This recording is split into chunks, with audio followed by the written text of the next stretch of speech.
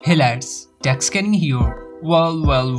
And once again, it is proved how bad Google is at keeping secrets. So where we usually got the product after the company launched it, but at Google, it is completely opposite.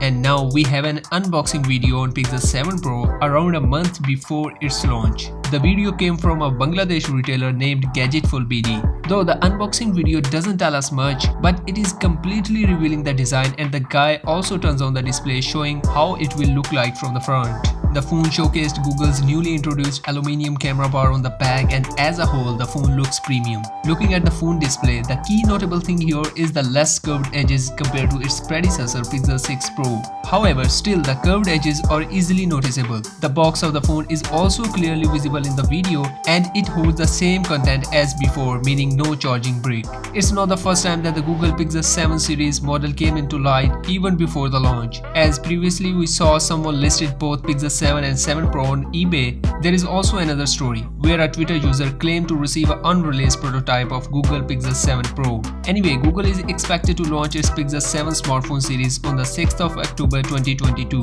and the pre-order will start on the same day. The device will officially be available on the 13th of October.